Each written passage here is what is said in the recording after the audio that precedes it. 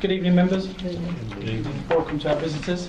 I'll start by reading out the emergency evacuation announcement.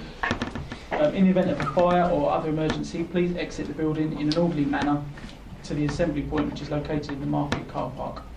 The fire exit in this room is indicated by a green fire exit sign. Please do not delay the evacuation by collecting any belongings. Do not use the lift. The premises must not be re-entered until the fire brigade have given the all clear.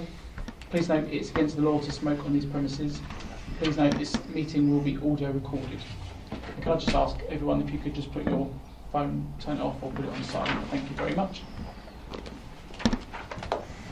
The light isn't on, it hasn't got to be. It's not maintained.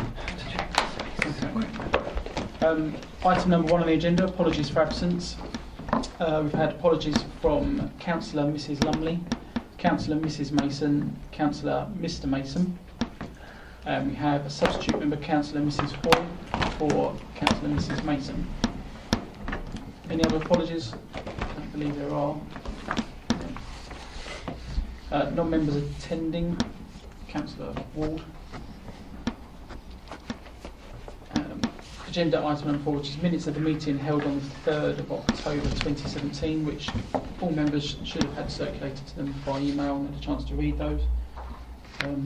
Are members happy for me to sign those minutes? Yeah. Really.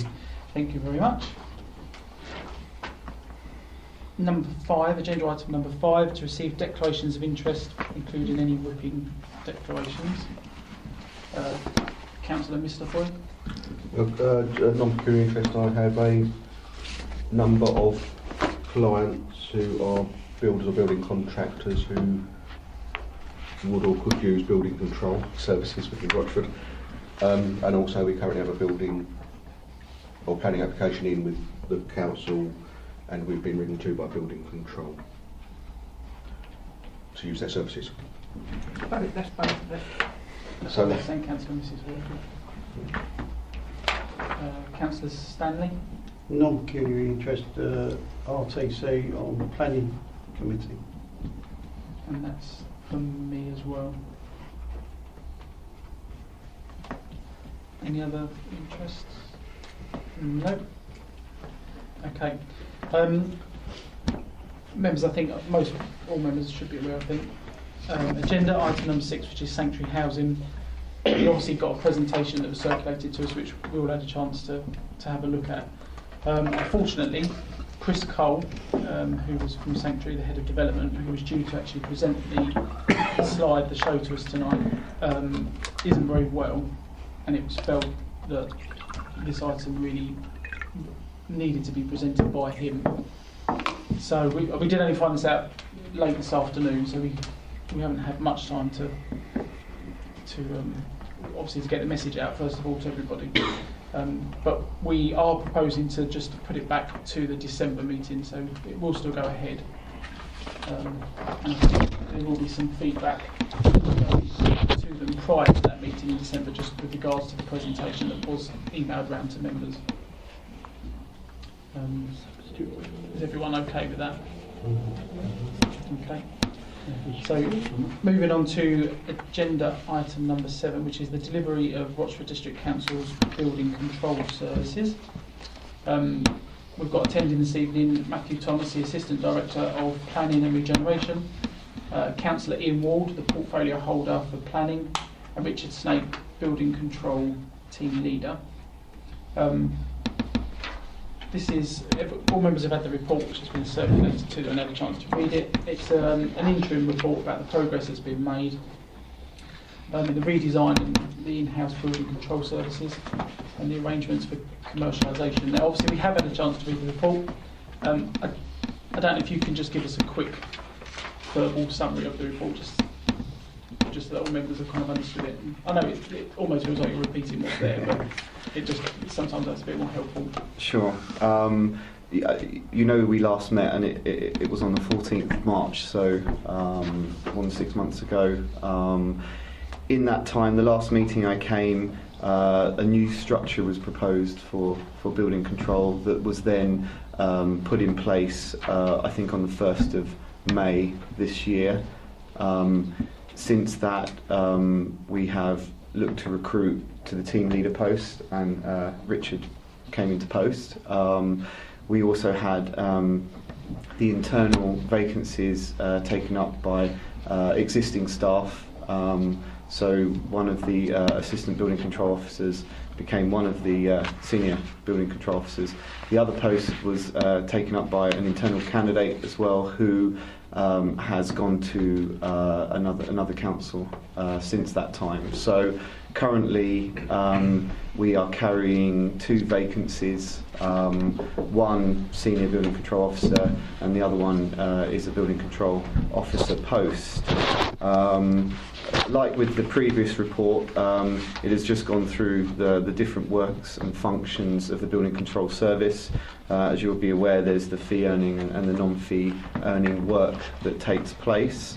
Building control have to compete commercially with private inspectors, known as approved inspectors. So they have to compete in a market situation, which is unique for a local authority situation. The difficulties that we have competing with that market is that you have to compete with the higher salaries and the attraction of the private sector. And we have to compete for them for work, and the difficulties with some developers who use particular approved inspectors for their work. So part of the task ahead for us is to ensure that we can sort of consolidate the service that we provide and also take back work from the approved inspectors where we can, and that's sort of our intention. The initial work though that we need to do is to recruit to the 2 posts that are still vacant.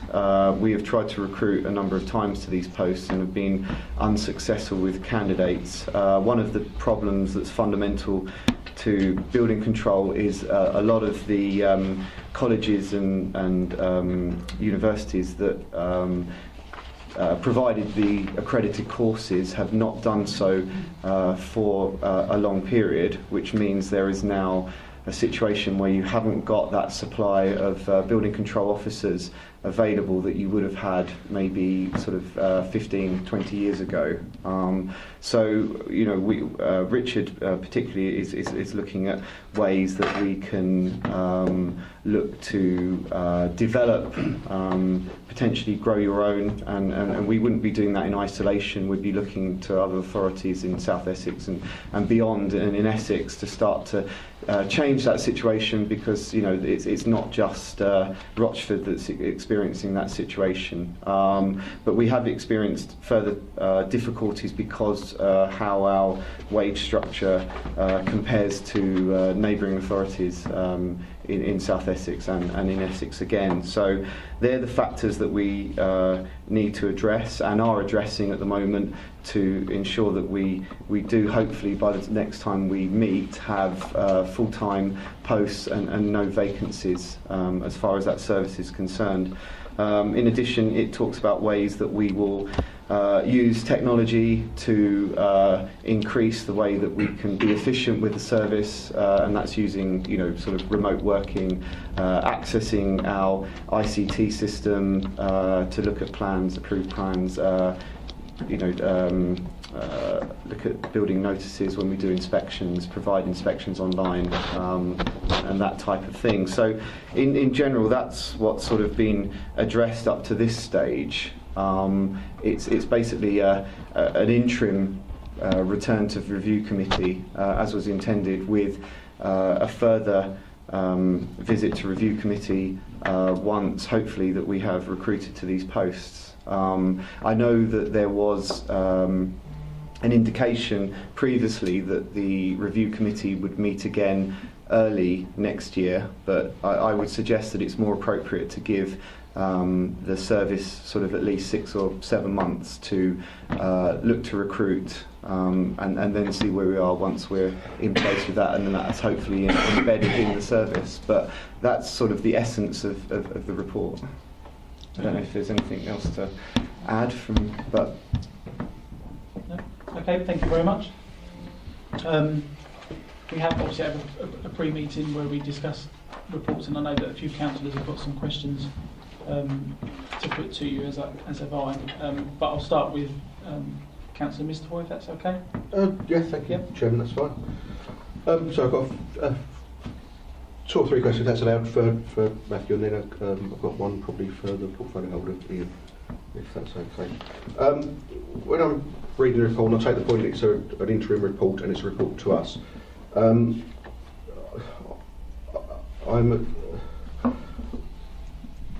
a few concerns are around it, in that I can't sense any business plan around it or a budget around it beyond the only figures I've got here are the 55,000, which was expected surplus, and the £52,000 actual overspend at the end of the year. So I assume that means there was I'd just like confirmation, there's about £2,000 or £3,000 surplus overall.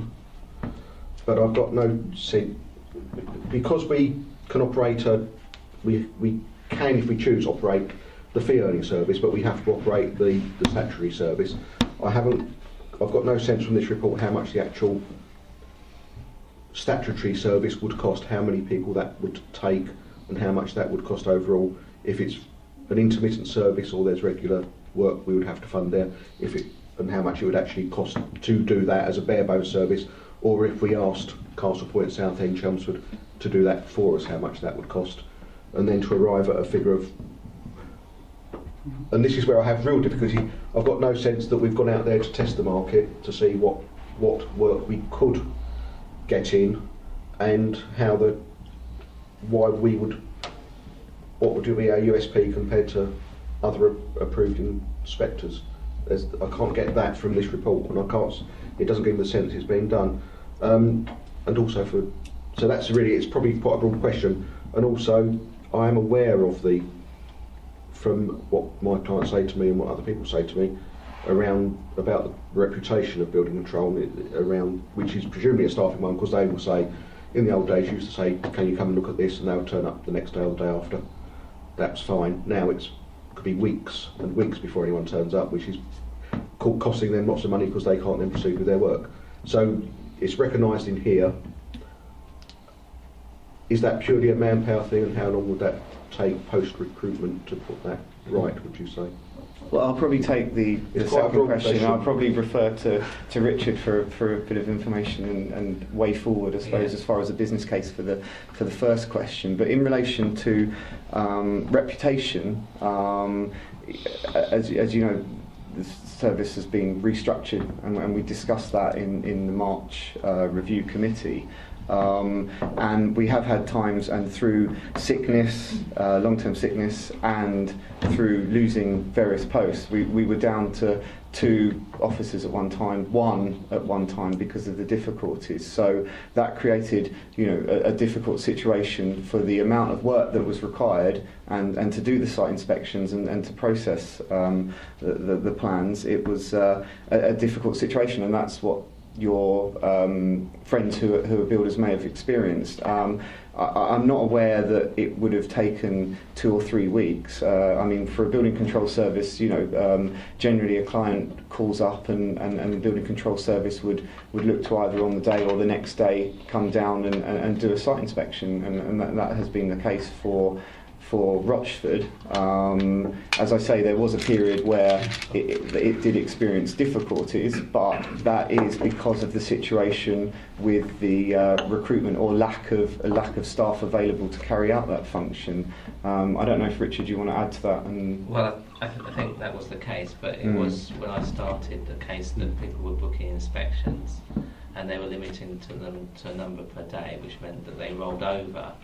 And as a result of that, there was a delay in carrying them out. So we're not doing that anymore. So we've got a running list, which all visits that are notified by 10 o'clock we review, and we will do and prioritise those visits according to the resources that we've got. And we contact everybody if we feel that their visit is one that isn't a priority, might hold them up. So we contact them on the phone. We've also reviewed the service given by the customer services, and found that there's a long wait time for builders to get through. which results in calls being lost. And also staff misread the fact that the list is quite long and full, and sometimes discourage people from having a call. So it gives people the idea that we won't take the call.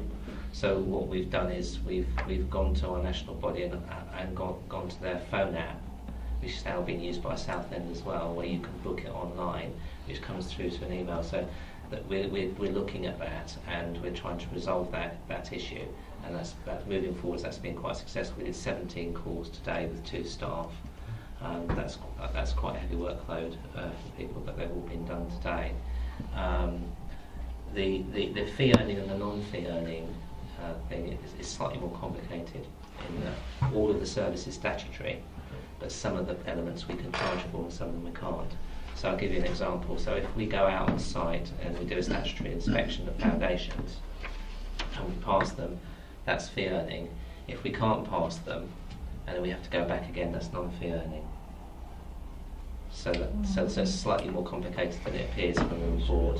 So that's the enforcement. That's the enforcement part. So the local authority has to do the enforcement. So if it can't be passed, we've got to go back and make sure that it can be passed and make whatever adjustments are required to make that. And that's the non-fee earning part.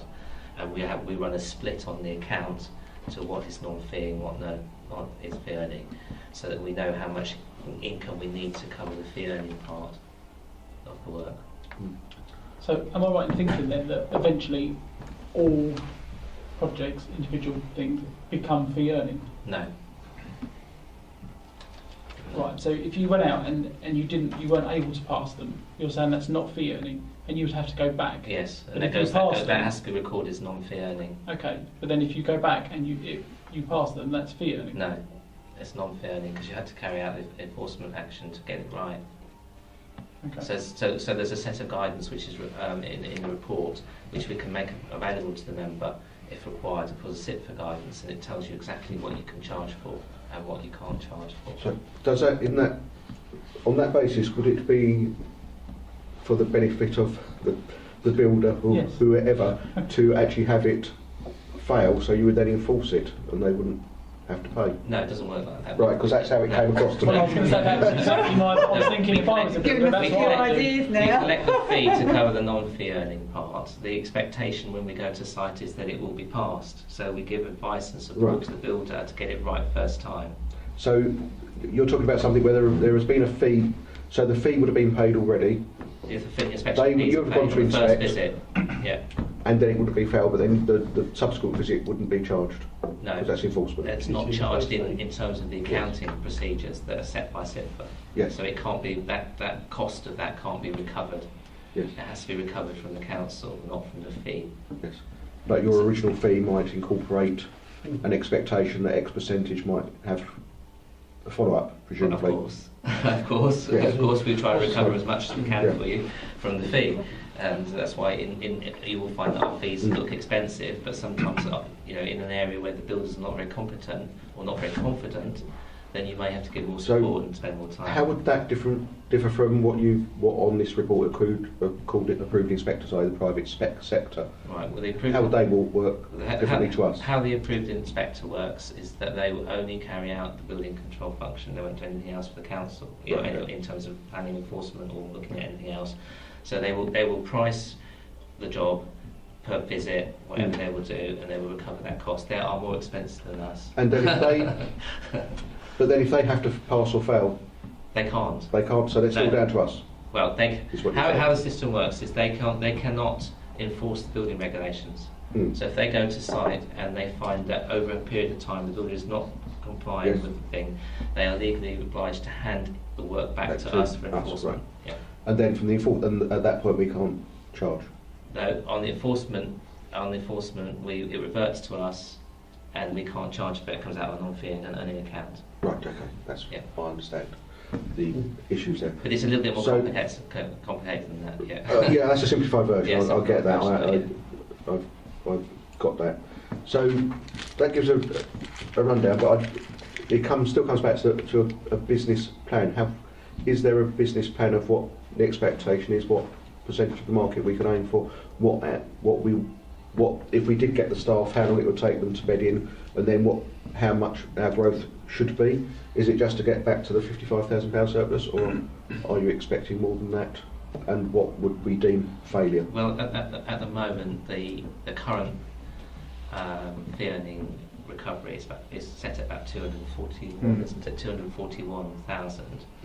We've ambitiously set it at 265 next year. We wouldn't expect in this area to do more than £350,000 worth of income. We wouldn't be able to do it with the staffing level at the current climate. We're struggling to do the work as it is. So to push the fee earning account up to 350,000, we would have to have obviously expansion in the amount of volume of work. So it depends on the economy, what happens with Brexit, what happens. But I wouldn't anticipate that you could ever do more than 350,000 in this district. When you compare with other Essex authorities, with the size of the district, the number of people you've got in it. So I anticipate with that level of staff with 4, we could increase our market share and we could have higher volumes. So that's the business plan. The business plan is to push it. And in addition, it all depends on the quality and standard of officers that we're able to recruit to those posts, the level of experience they had. If we are able to recruit a building control officer who doesn't need any additional training, and that's one of the things we've highlighted in the report, that and I've said that it's difficult to find at that level potentially someone who is fully qualified and who will accept that salary level. So that's something we've got to take into account as well in the amount of fee earning that we can get if we have to train someone up, because that will impact on the level of service we can provide. Also the level of senior officer that we also are able to recruit. And you're absolutely right about the reputation. If you don't get the right staff in with the right qualities, and they don't help the builders in the right way, they don't present themselves well, and calls aren't covered properly and help isn't given, then people don't want to use the service. So it sort of reinforces the problem. So that's the basis for this, for what you're here. So basically you're saying the business plan needs to be a fee earning one. You don't think it's viable just to have the enforcement side of it, is that? Which might only take 1 officer or 2, I'm not sure. No, the two. You have a statute. You have a non-delegable statutory duty to enforce the building regulations. That's what I meant. Yes. So you'd have to have staff for that, and there would be a cost to that.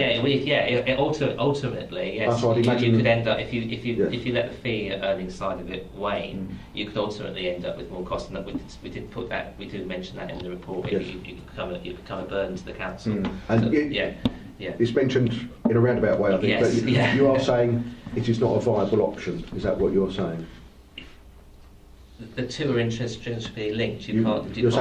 That's what I mean. You could say you can't do one without the other. It's not viable to just do. No. So if somebody phones up and asks me, if they want to do a building regs application, and they want to discuss what they need to do that's not fee earning, as soon as they make the application, it's got a fee earning element to it.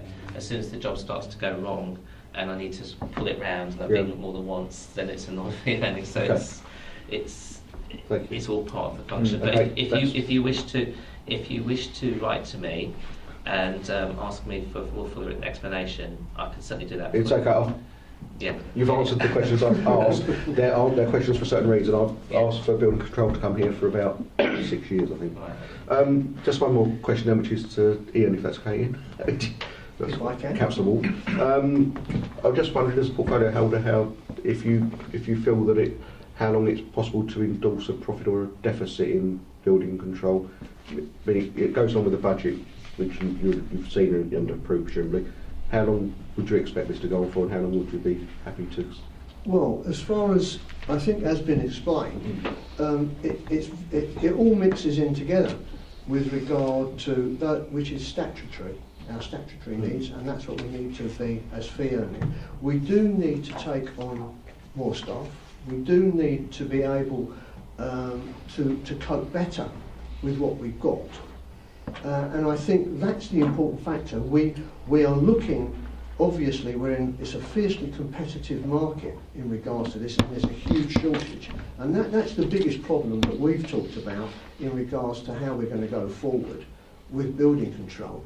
So it's really been a case of we may have to look to grow our own, but that takes a bit of time. We also need to have a multifunctional approach, i.e. look to the market in general to see if we can recruit. I believe we went to council to ask for a special release with regard to have market forces with our wage structure, because we are not competing at all, and it's really important that throughout the whole development portfolio we really do need to look seriously at the deficit in right throughout that area.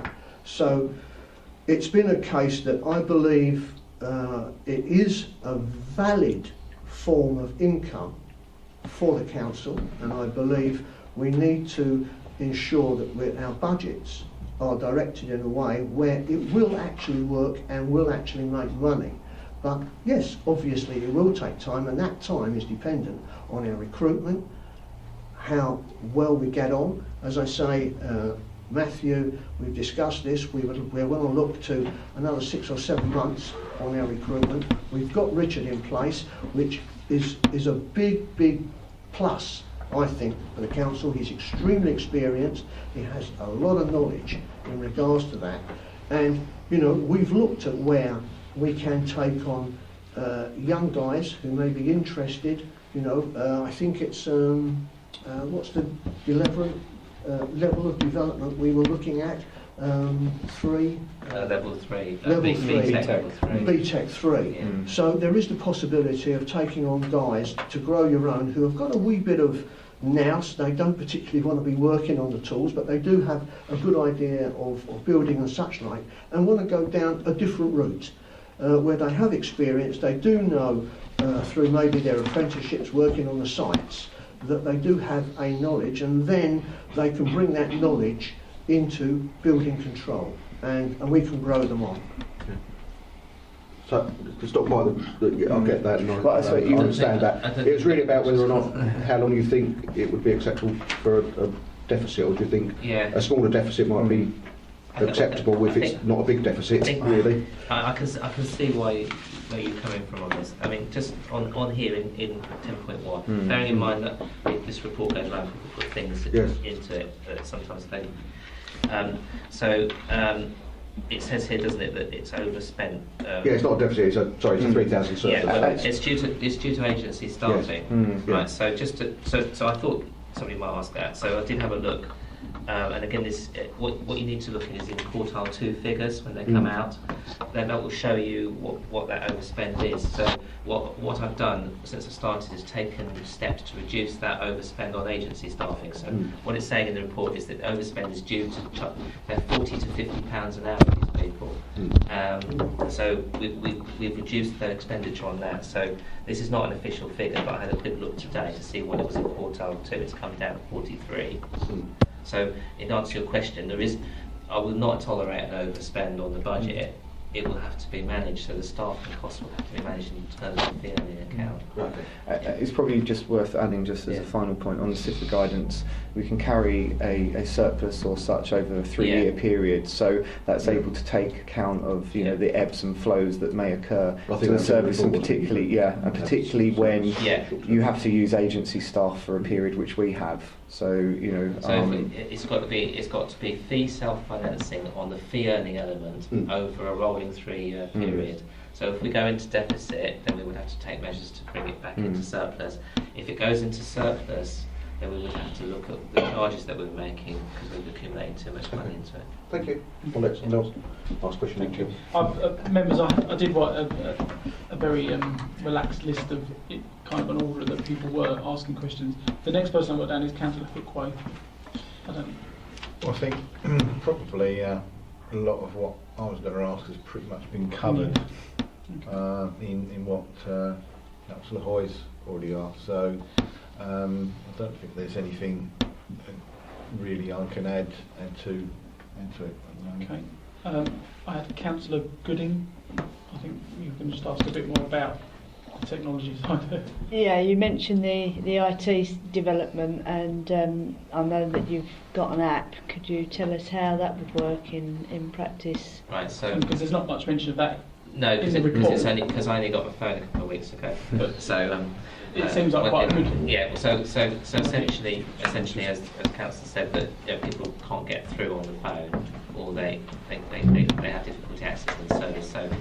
So we have a national marketing body which we subscribe to, all local authorities called LABC, Local Authority Building Control, and they develop marketing initiatives for us. One of the things builders were telling us is they can't get hold of us, they never answer the phone. So what we've got is a phone app, you know, that you have on your smartphone, and each authority can put all their information on that, and you can simply press it and book your inspection. And it's very simple and straightforward. It sends an email to an inbox. So we set up a building control inbox where everything can go into that. Everybody's got access to see that, and then we move those calls into a calendar and allocate them to people to do during the day. So instead of people getting frustrated about not getting through, that alleviates that, and that's now gone live in the last week, which is what I got in the report. Yeah. Yep, sorry. I'll come back to you. Yeah. So how would people be aware of that? Because they're trying to get on the phone and they're not getting through. Yeah, so it'll be done. It'll be marketed on our website. It will be done by word of mouth. So every time we go on the site, the builder's frustrated, he can't get through. We have the smartphone. We can show them the app. When we go on site, if he wants another visit, we can book it for him on the phone and show him how the app works at the same time. So we respond. Some people are quite happy; they seem to get through on the phone. Others aren't, and I don't know. I've tried to look at what they're doing differently, but rather than waste my time with that, I've just given another straightforward pathway for them to get through. Thank you. I mean, my question actually was pretty much the same one there about how it's going to be marketed. I'm assuming that a lot of the builders or contractors would possibly be aware of this anyway. If well, it's national. It's then. national. So if you're on a building site and you don't know where you are, which is quite common for builders, you might laugh, but you can click your GPS on your phone and it will link you to a map. You can identify where you are on the map, and it will link you to the nearest local authority. And because we're set up on the app, as soon as they put Rochford, it just gives them a phone number if they want to phone. It gives them access to the website. It gives them a form to fill out to book the inspection, and it comes directly straight through. Okay. And in addition to that, you know, there's ways of sort of lining it up with planning. So when we have pre-app meetings, you know, there's the possibility of Richard or a member of his team coming down and just relaying to the developer or applicant that the building control service is available, and just give a sort of quick run through of that. In addition, you know, when planning letters go out, you know, it's possible to promote the building control service at the same time as that. So we're looking at various measures on the Tell Me More, another, you know, press release potential, but you know, the potential for the app could be through a press release as well to show that that's available.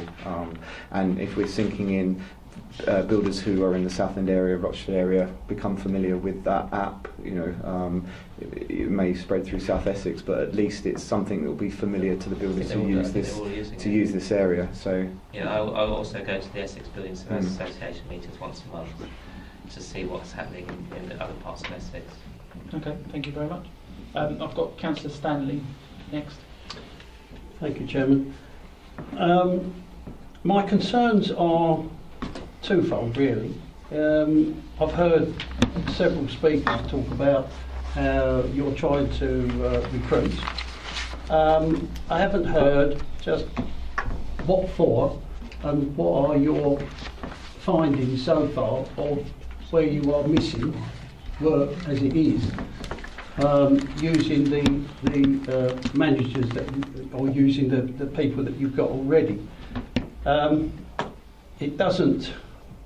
I mean, it's nice to recruit people, but is the work there? And what have you missed when it goes out to these approved inspectors that you're trying to compete with? So have you identified what you are competing for, and have you got sufficient scope there to employ these two officers that you want? That's my first question. I mean, the simple answer is yes. The work is there, and the work has been there to get the market share. In my initial summary of the committee report, I spoke about the posts that we had found difficult to recruit and what those posts were. But just to reiterate, that was the Senior Building Control Officer, and the building control officer. One was a newly created post. We had an assistant building control officer. He was promoted to the senior role and is in post. One other building control officer was promoted to the senior role but has since left for another authority. So that's why we have the senior vacancy and we have the building control vacancy at the moment. We have recruited Richard to the team leader role in the new structure, but at the moment we only have 2 full-time posts as well as an agency staff member who is filling in whilst we try and recruit to these posts. Sorry, I should have rephrased that then. All very well putting in a higher post, but what you really want is people on the ground. So where you are putting in a higher post, you're still trying to fill the post that is supposed to be doing what it's supposed to be doing, and it's not doing that. So raising the post is all very well, but is that the work that is being done? Is that still being worked on? Well, from those the work people? The work wasn't being done when I arrived. That's the problem, because it was completely rudderless. There was nobody taking. Oh, that's what I'm asking. There was no management in the office. So where you've got statutory dates to meet, they weren't being met. So plans were not getting checked, inspections were not getting done, and if you let that continue, situation continue, you lose market share. The other question is, do we know what market share we've got? Yes, because each time improvement inspector takes a job, he has to give us an initial notice, so we know exactly what we're losing. We know exactly the value of it from our own fee scales, and we've had weeks where it's 4,000 quid a week. And so, bearing in mind, we're trying to make 20 grand a month. If we're running at seriously under capacity, we're not actually checking the plans. Nobody's going to use the service, and so they just go to the improvement inspector. So the risk is that if we don't stop it, the more market share will hemorrhage. And in some authorities, it's down to 50%. So we need to be sitting comfortably in with the other Essex authorities, which I can tell you is around 70%. Some authorities are 85% who are fully staffed and fighting back their market share. We will get the market share back because we're actually more responsive. So if you phone me up and you've started your extension, you've forgotten to do your building regs application, we will make sure we get somebody to you that morning, and you will be able to fill out a form and pay your fee there and then on that day. Now, you won't get that from a competition. But the problem seems to me is actually what you said is good. It's just getting that message out. There aren't enough bums on the seat, to put it bluntly, because if we're out during the day, nobody can get hold of us. Nobody can get it. That's what I We mean. can't keep stopping and talking to people because we can't do the calls. We won't get round. So you've got to have that cover. You need people to be plan checking, people Yeah, to be out yeah, doing yeah, site yeah, inspections. yeah, So all the there time. is that work available, yes, Yeah. and we need to fill it. We understand that then. yeah. Just Yeah, got we should. the answer that I We wanted. should be checking a plan when it comes in. It has a statutory date of 5 weeks to make a decision. We should be getting an answer back in a fortnight, not waiting to the 5 weeks, not extending it for another 2 weeks. My next, Yeah. sorry, Chairman, if I can. My next question is that if the plan hasn't been paid for you to scrutinise, where do you go from there? Right. So if they put a plan in and don't pay for it, it's not a validated application, right? So what we will do is we will do 2 visits and no more until you've paid. Because the reason for that is that once a job is started with a local authority, it cannot be referred to an approved inspector. So there's no point standing on a ceremony saying we haven't got the right paperwork, because as soon as we put our foot on that site, it can't revert to an approved inspector. Yeah, what I'm saying is you're not getting the fee, but you're going out there twice. We'll go out the fee twice, and then they will have to pay, otherwise we won't visit again. And they can only pay you, sorry. They can only pay us as well, Yeah, so, yeah, that's so what they I can't mean, carry yeah. on with their building work, and they'll have to pay. But it's not a problem, they pay up, because they're already committed to the service. They can't go anywhere else. Right, okay. They legally can't go to approved inspector once the work has started. Right. Okay, does that answer your question? Ian? Yes, yes. Councillor Newport. Thank you, Chairman. Richard, just a couple of questions. One of the key issues was the reputation, and you said about phones not getting through. Yeah. So have you actually, I guess you have, spoken to Dawn Tribe about that, as she's in charge of Yeah. phones, and Yeah, I have, yeah. and is there some sort of system that's going to be put in place to stop that happening? Yes. Because obviously that's a Well, it's been frustration. put in place by me. So what was happening was that people were sending emails to people who didn't exist, who'd left, because they got the email addresses. So all emails now go into one building control inbox, Yeah. and I monitor the building control inbox with all the messages, all the phone calls that come and go into there. They're all logged, so I can see who's answering what, who's not doing what, and I allocate the work from there. Once it's been actioned, it's deleted from there. So have you got this in some sort of workflow system, or is it just in a mailbox? It's a building control inbox on the email system, so it's nice and simple. Everybody can access that. Everybody can see what's in it. All staff in this customer services, all of my admin team staff can go into that and remove stuff. So there's more than one person removing things from it. So if they can action it or take it out, that speeds up the workflow. So what was happening was it was going into people's individual email accounts, and you can't see whether they've actioned it. You can't see it come in. Yeah. And that was what was happening. So people were sending stuff, drawings and things to people who didn't exist, and then saying the service is rubbish and not getting an answer. Okay, so that's helpful. And the app that you mentioned earlier, is that app available to your competition, the approved? No. There's only to It's local authority Local authorities. authority control. building control. So you're not in competition. Well, they may have an app. Well, I'm sure that they could Yeah. provide that kind of service, but this is a local This is a authority local building authority control initiative. company one. Initiative. So, yeah. Yeah. So it's so because the builders I've often spoken to are technophobes, and a lot of them struggle to send an email. From what I've seen. Yes. Yeah. And so it probably is a good thing if it's standard, if they're working in different areas, one app. Yes. So that could be helpful as a local authority. I suppose, and that's the good thing, that we're actually using the one that's being used in Southend and I believe beyond in Castle Point and But we others. So. we deliver the service how people want it delivered. I mean, if we've got builders who don't use a phone, and they come into the office and speak to us if they want to, or I mean, most people use a phone, but if they can't get through for any reason, they book another visit on another day when we go. I mean, we can, as long as we're keeping up with the work and seeing what they're doing at the stages we want to. It's not essential to see absolutely everything and be in contact all the time. Some people, as long as they're given the right guidance on the visits, they can carry on with the work,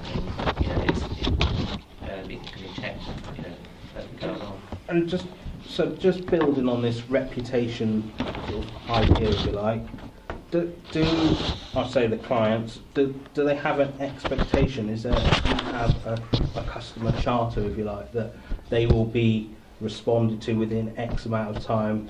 You will endeavour to do a site visit within X amount of time, or is that something that you could work towards? On the app, and on our expectation is that if you phone before 10 o'clock, we'll get you a visit the same day if we consider it something that we want to see.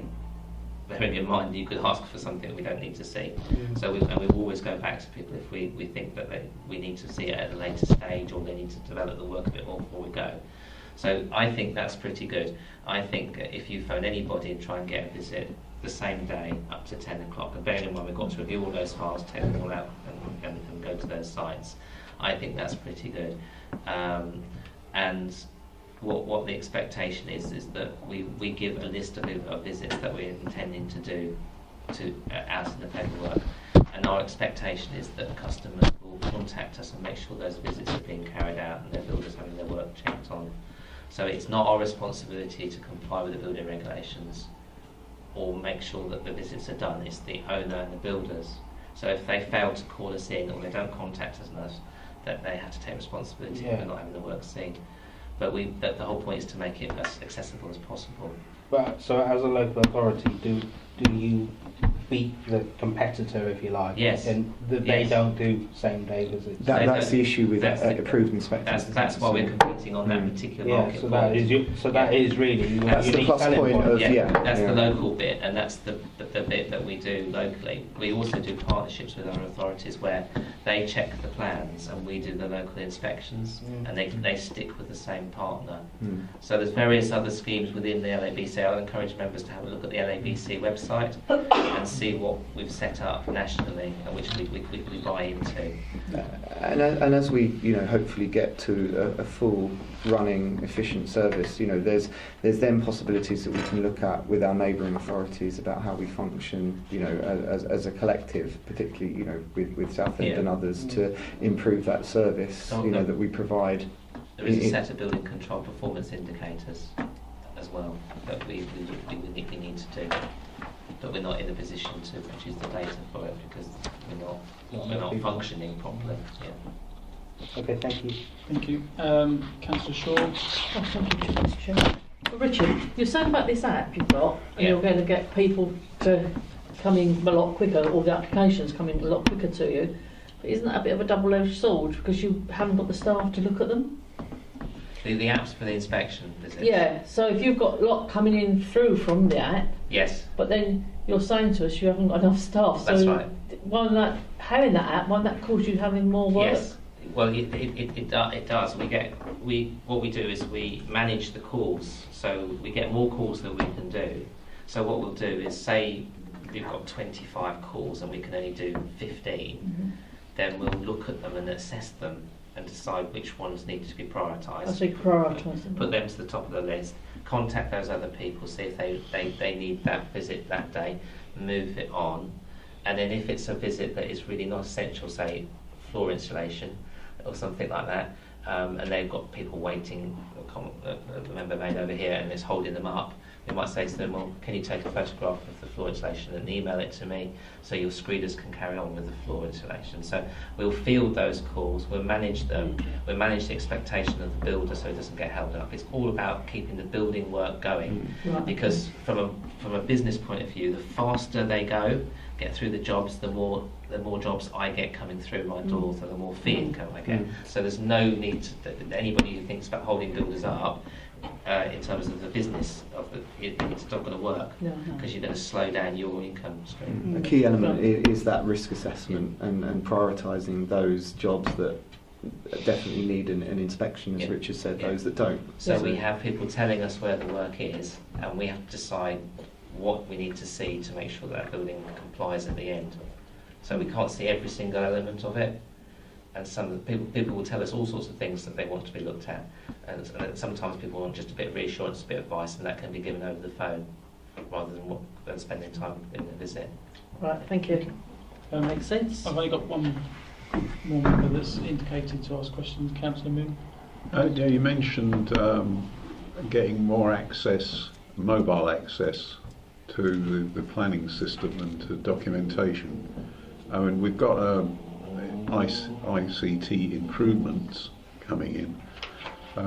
Have you got sort of an idea how you're going to go with that and a rough outline of the sort of business case for it? Yeah, my feeling about it is that we should do whatever makes us more productive, bearing in mind the tight resources that we've got.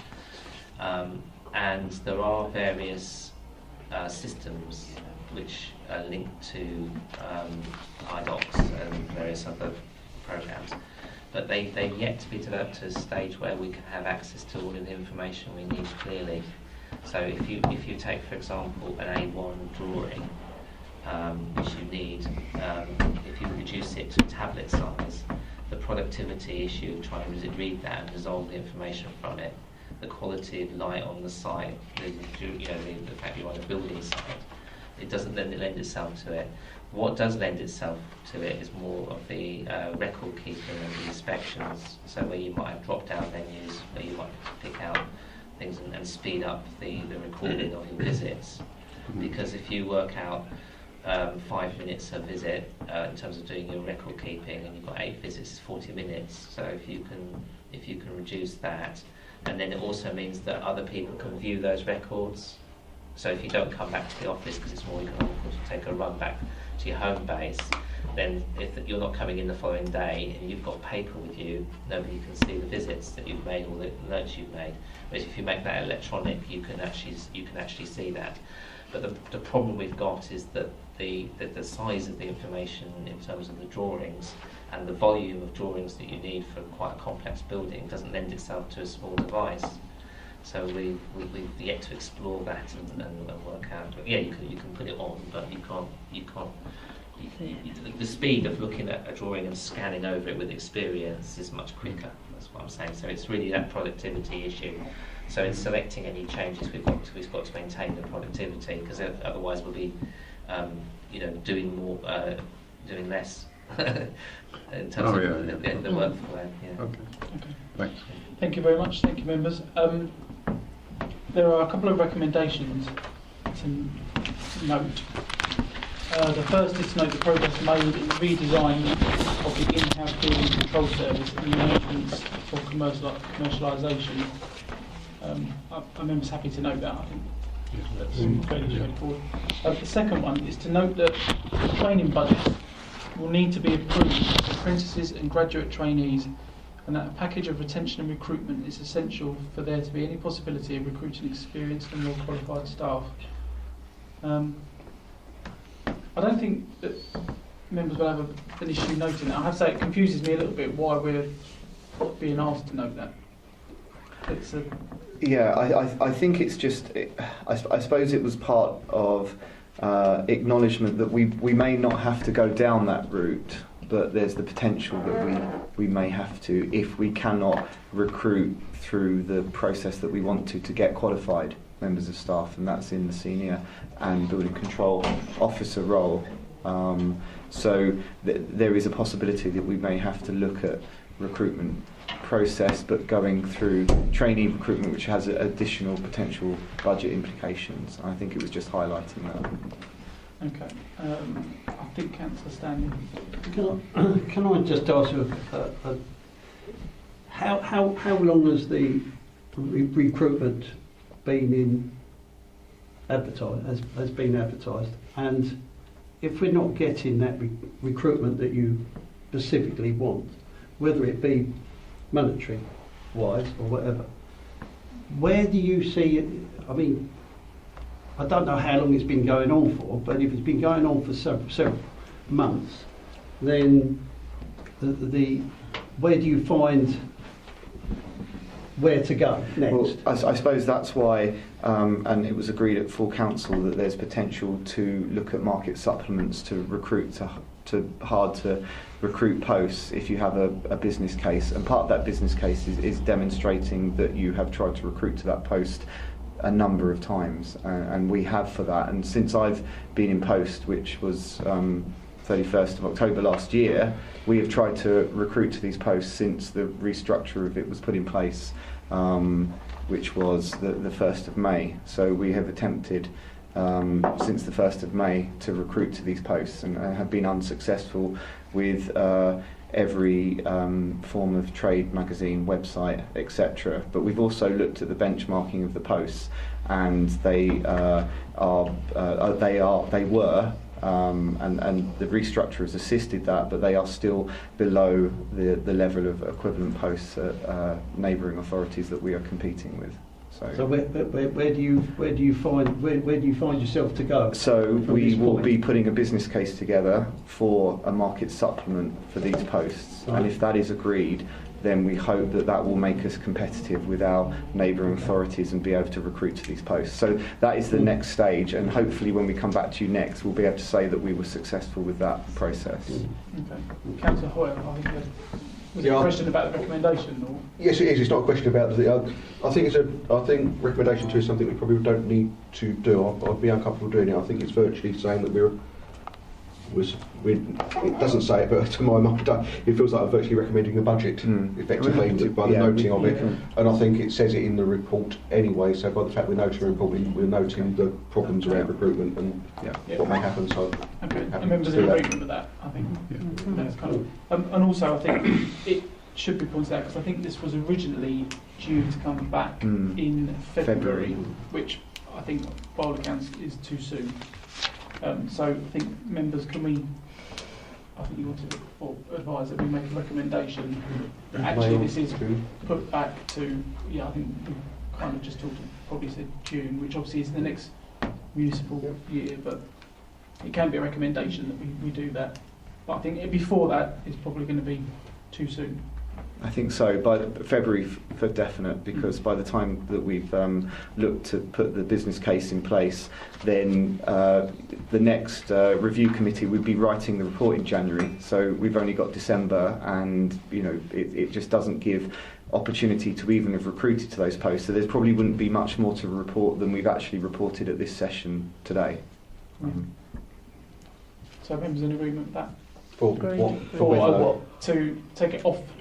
But I think we ought to put it, suggest it somewhere. But suggest it for June. Yeah, May. I don't think we do it in May, can we? Because we will be No, taking you up don't by have a April. meeting in May, you have April So I'm thinking. and then June. That's why I've Yes. gone to June. Yeah. Only because I don't think April will give him long enough. Yeah. I'm just happy with that. Okay. Okay. Thank you very much. Thank you. Thank you. Thank you very much for your questions. Very much appreciated. You're welcome to stay if you want to for the next item. So, moving on to agenda item number 8, which is the enforcement of unauthorised advertisements. Matthew Thomas will be staying on, as will Ian Ward, portfolio holder. And we also welcome Yvonne Dunn, who is the enforcement team leader for this item.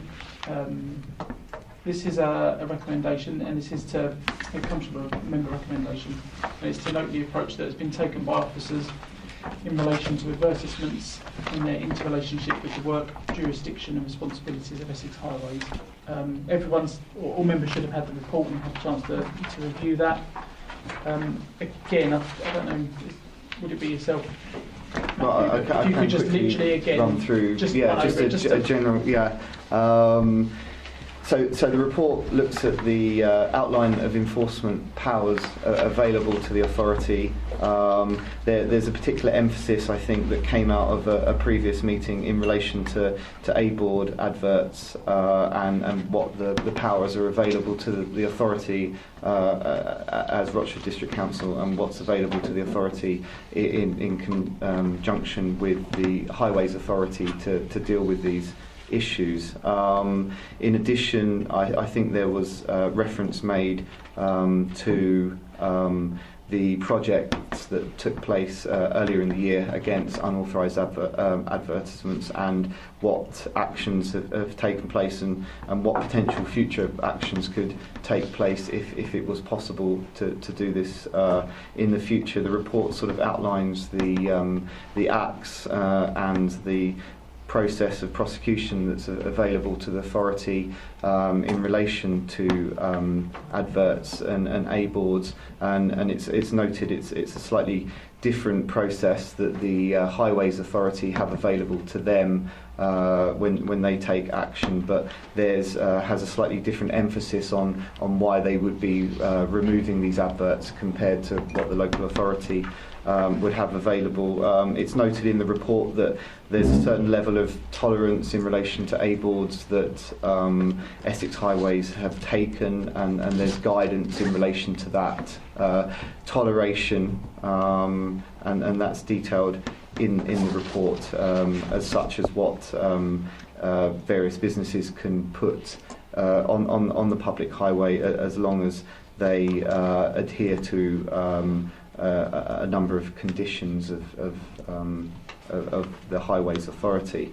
So in relation to the report as a whole, it kind of concludes that I suppose with the resources that are available to our enforcement team, that they are attempting to work with their colleagues in Highways at Essex to remove as many adverts as they can as possible where it complies with the Highway Authority's regulations under their acts, and where we can take action in relation to how Rochford as a local authority can in relation to adverts.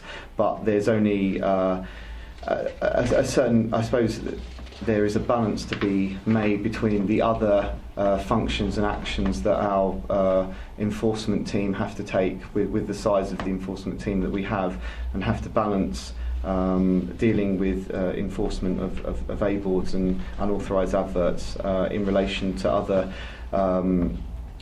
enforcement action in relation to planning applications that have taken place, and dealing with that at the same time with the resource that we have available. And I think that's sort of where I probably conclude at this point and take questions.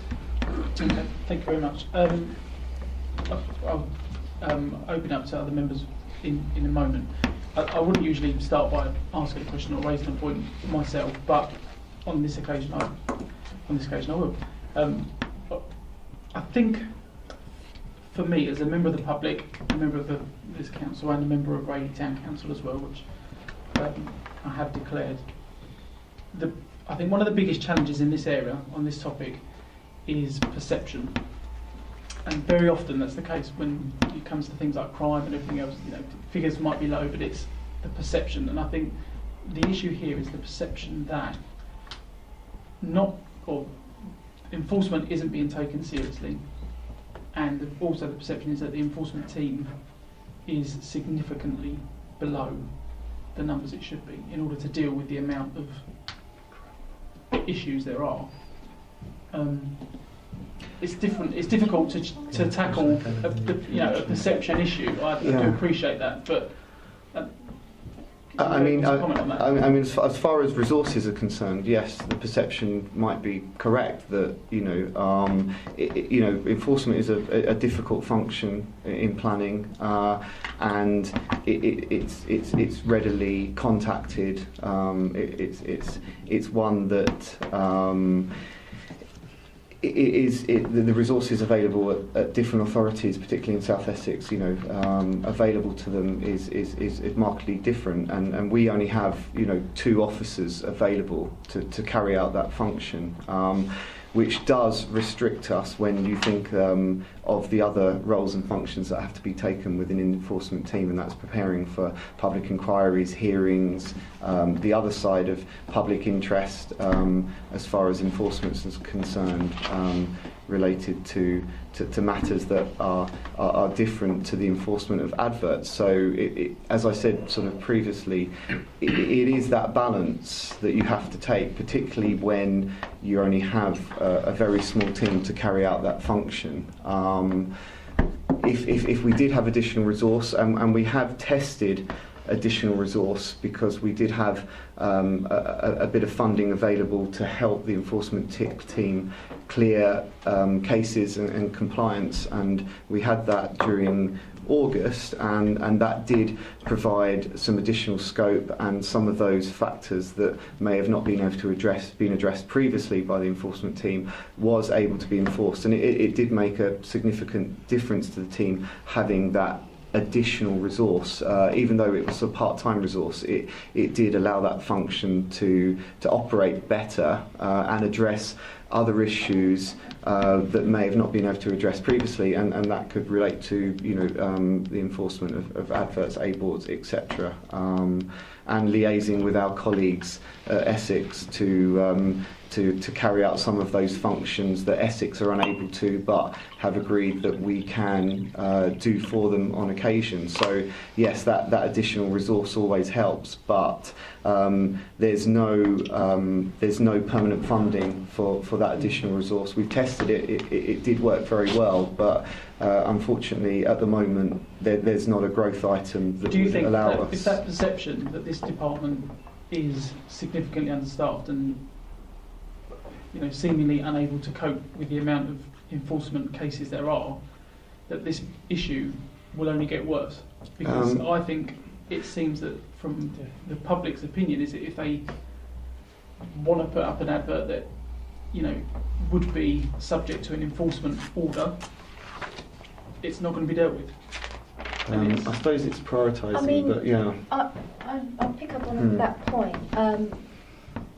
Okay, there is a perception. We don't know that that's how everybody thinks. It's just a perception, And if we are notified of a business that puts up an unauthorised advert, a case is opened and it gets investigated and it follows that due process. But what's happened in the past is that the report of those unauthorised adverts has been a bit ad hoc, and not a consistent approach has been taken. So when we're going out to investigate that particular breach that's been reported to us, the first thing that we're confronted with is, well, what about that business over there? And that one just hasn't been reported to us. So we haven't got, as Matthew said, we haven't got the resources to pick up, do a complete sweep, and that's what the project was for. But if something is reported to us, a case is opened and it is investigated. Now, it may not be resolved as quickly as the complainant or Rayleigh Town Council or any other parish council may wish us to resolve that in the timescale that they think is adequate. But we, as Matthew says, we've got to direct our resources to the most serious breaches, and that's where the matter of perhaps being under-resourced at this particular time becomes a real issue for us. But I mean, what we've got to remember is that we've been, it was only sort of 2.5 years ago that we went through a redesign that was agreed, and a post was deleted from the enforcement team as a result of the redesign. So we are where we are. Okay, thank you very much. First member to indicate to speak was Councillor Cooper. Yes. Do your officers have a list of approved and non-approved signage? Yes, we Okay. would. We would have. Well, we'd have a list of. If somebody's applied for advert consent and gone through the advert consent application process, then that would be on a database. If we've had a report of an advert that the complainant considers is unauthorised, then we'd have a record of that. We don't have a database of all unauthorised adverts in the district, and that was the purpose of the project that we muted at doing a year ago. But you have a list of approved banners, posters, Where billboards. yes, where they've applied for consent, we would have a list, and that would go back to, our planning records going back to Right. 19. The problem is with your approved signage. Now, especially now, you would know down the Ashington Road on the corner of Brays Lane, we have railings on the side of the road, which they just sort of appear. None of And those are approved. these none of them are approved. No. Well, then why has Essex County Council got one down there? Right, well then you've got, right, okay, so when I say none of them are approved, they haven't got advert consent, but they may not need advert consent because you've got something in the advert regulations that enables some adverts to be displayed under what's called a deemed consent. Right. I've referred to it, it's been referred to in the report, there's 16 different classes in the advert regulations that enable certain adverts to be displayed without obtaining advert consent. So we wouldn't have a record of those. They would just need to be assessed as to whether or not they meet that deemed This is all consent. fine, having an approved sign there, 100% approved sign. Yeah, it's approved by It's- central government. It's yeah. when other people think to themselves that there's a sign on them railings, that's a fantastic place to Yes, advertise. yes, What I most will get definitely. is a 25-foot signage Yeah. made up, and we'll cable tie that to the thing. Yes, yeah, that does happen. And that happens. And there's another thing that happens, especially down the Ashington Road, is you'll get a van covered in billboards, advertising stickers of the same thing, parked in a lay-by, and that will be there for 2 or 3 weeks.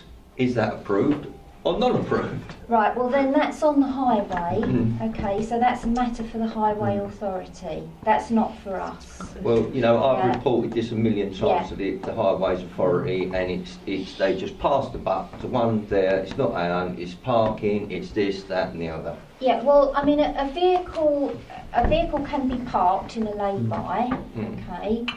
It's a bit like advert, if you think about an advert on a bus, okay? The main purpose of that vehicle is to transport people from A to B, okay? So any advert on a bus is fine, that's got deemed consent.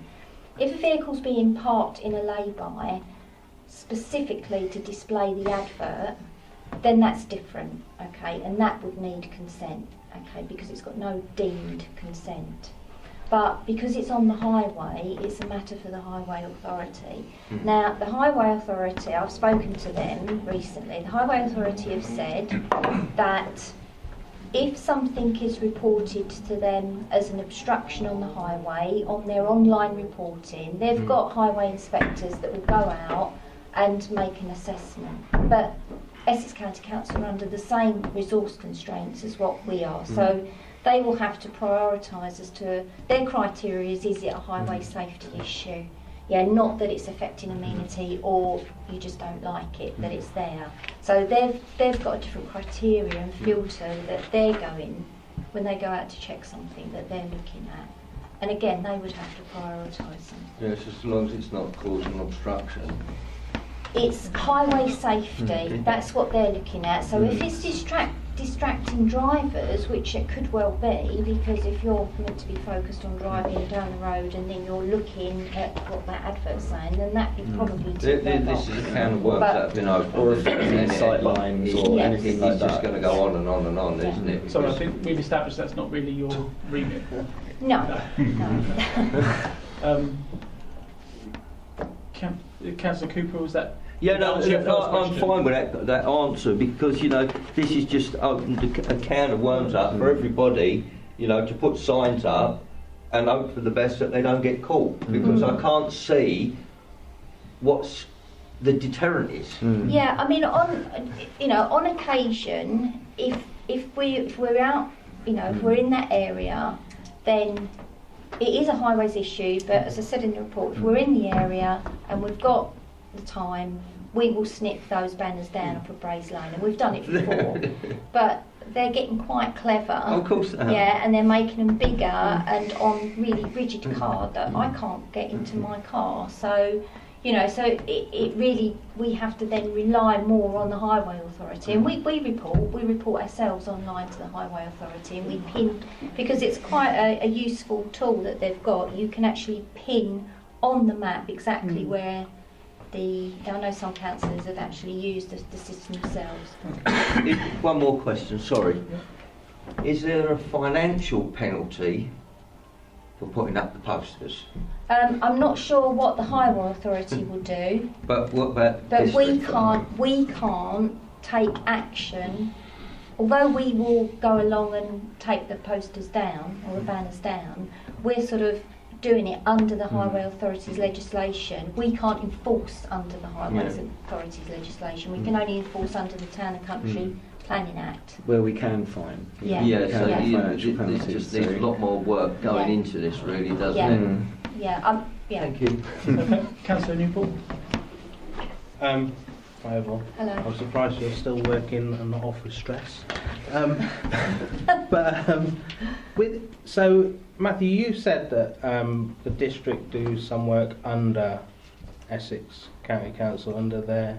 Well, this was what Yvonne was just hinting at, the fact that though it's a highway function, in collaboration with them or assisting them where we can to remove some of the signage that wouldn't comply with that safety element, then if we are in the vicinity, if we are in the zone where it's taking place and we are able to remove it, then we can and we'll try to do that. So without trying to anger anyone in the room, but is there any scope for that type of work to be delegated to parish councils? Well, I mean, this is something that has been sort of discussed. I mean, it would have to we'd need to think it through, and the correct delegated procedures would have to go through the correct procedures to actually delegate that authority. But it would only be the removal of the The advert, decision. not the, you know, Yeah. once the decision's been made that it's unlawful or that it's, you know, it's illegal, then perhaps we could look to parish and town councils to. I guess, yeah, it would be a function of sweeping things up, as it were. Yeah. You know, the authority and decision would still need to lie with Essex County Council, but who they deem to then carry out the action could be another body, I guess. Because what we in wouldn't theory. want to do is burden town councils and parish councils with having to make the decision as to whether or not that advert is illegal or not, because of the advert regulations. Because you wouldn't be party to some of the information that the local authority held to be able to make that decision. On that basis, though, Yes. so we've heard from Richard earlier in building control. He's going out, or he's not going out, and he's getting photos sent in to assess. Yeah, well, he's just using technology to the benefit of the council to cut down on his travelling time. Very So low risk, yeah. yeah, so you could have a similar thing for this, where photographs are sent. You could Yes. assess from a Yeah. photo, and then delegate it on. I mean, I guess that's something that would have to be explored with Essex County Council, but potentially that is an approach that could be taken Yes. if it allows enough information and evidence to make that decision, I guess, over and above what the authority would make currently. I mean, what we've got to be careful of is insurance. You know, I'm covered because I can. You know, I'm a council officer. So if I'm injured or something happens to me while I'm undertaking that work, then I'm covered. But we'd need to look at, you know, would parish councillors or anybody that works under the parish council, town council, would there be insurance implications? I mean, it really needs to be thought through. It's an idea that's been discussed. I'll cut them down for you for a fee. You know, and also I think, you know, we've got an agreement with county that we take them down for county. It's a bit of an informal agreement, but you know, I think if we're going to then, as a local planning authority, then delegate, you know, to parish and town councils from highways legislation, I think that really needs to be checked. The legal Be implications explored legally, yeah. of that. Yeah. I'm just asking if it was I suppose it's a concept that could be looked at. Yeah, absolutely, Because- it could be looked at. Yeah. Because, you know, Councillor Hookway said they don't really have an issue in their parish, or it could be localised in different parishes. You know, Walworth Parish might not have that problem. So that's why I was just asking, is it a possibility? I'm not saying... Yeah, it doesn't have to be a blanket delegation Yeah. every parish. If there's not issues in certain parishes, then it may be just an arrangement between, you know, certain parishes or town council with Essex. But as Yvonne said, we'd have to check the legalities of it and that delegation and the decision making, and then that there are the insurance implications for those who are then deemed to, you know, to have the authority then to remove those items. Thank you. Thank you. Councillor Hookway? Yeah, I mean, it's just an observation on this. It seems that there's quite a lot of similarities between this and fly tipping, in respect that with regard to fly tipping, there's quite an expensive cost to go and get someone prosecuted for doing it, and there's a disincentive for the council to pursue it on a cost basis, although the benefit is that if you do get someone prosecuted, it deters people from doing it in a particular area.